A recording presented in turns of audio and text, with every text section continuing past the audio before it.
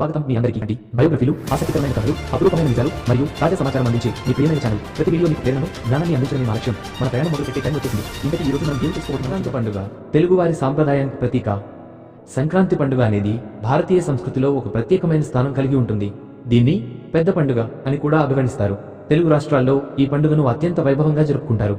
అయితే ఈ పండుగకు సంబంధించిన కొన్ని ఆసక్తికరమైన మరియు తెలియని విషయాలు కూడా ఉన్నాయి. అవి ఈ పండుగను మరింత ప్రత్యేకంగా నిలబెడతాయి.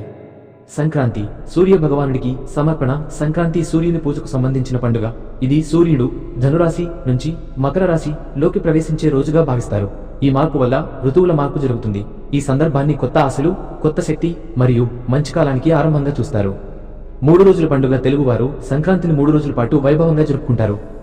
భోగి పండుగ రోజు పాతది వెళ్లగొట్టడం, కొత్తది ఆహ్వానించడం, పాత వస్తువులను దహనం చేయడం ద్వారా ఇది వ్యక్తీకరించబడుతుంది. సంక్రాంతి పండుగ రోజు కుటుంబ సమావేశాలు, పూజలు, పంటల పండుగ. కనుమ పండుగ రోజు పశువులను సత్కరించడం, పశు సంపదను గౌరవించడం.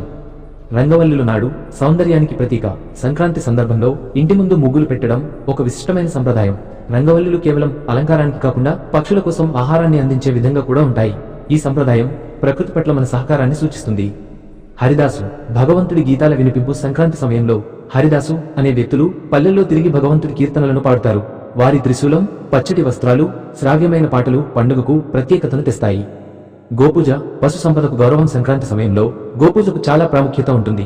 పశువులను పసుపు, కుంకుమతో అలంకరించి వాటికి ప్రత్యేక పూజలు చేస్తారు. పశు సంపద కృషి చేసిన రైతుకు సహాయకారి కావడంతో ఈ సంప్రదాయం ఎంతో విశిష్టమైనది.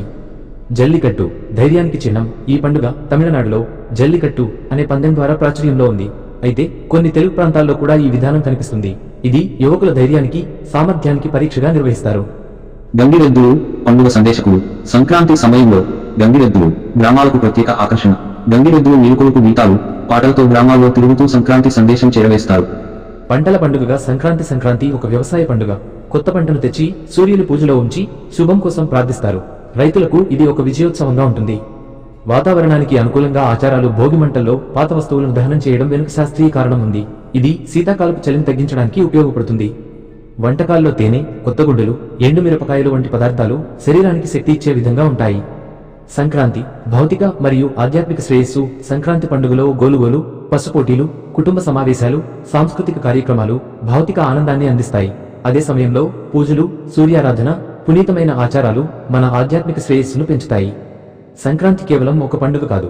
ఇది ప్రకృతిని, పంచభూతాలను, సమాజాన్ని, రైతుల కృషిని, ఆధ్యాత్మికతను గౌరవించే ఒక సాంస్కృతిక ఉత్సవం. తెలుగువారి హృదయాలకు అతి దగ్గరగా ఉండే ఈ పండుగ ప్రతిభాష సాంస్కృతిక వైభవానికి ప్రతీకగా నిలుస్తుంది. సంక్రాంతి సిరి సంపదలతో మీ అందరి జీవితాల్లో ఆనందాలు నింపుగాక. మా వీడియోను వీక్షించినందుకు మీకు ఈ వీడియో నచ్చిందా? మరిన్ని ఆవిష్కరణలు, కథలు మరియు ఆసక్తికరమైన విషయాలను తెలుసుకోవాలంటే ఛానల్ను సబ్స్క్రైబ్ చేయండి. మీ అభిప్రాయాలు కామెంట్లలో పంచుకోండి మరియు మీ మిత్రులతో షేర్ చేయడం మర్చిపోకండి. మనలో ప్రతి ఒక్కరికి తెలుసుకోవాల్సిన సమాచారం ఇది. మీ రోజు మంచి జరగాలని కోరుకుంటూ మళ్ళీ కలుద్దాం మరొక ఆసక్తికరమైన వీడియోలో. జై హింద్.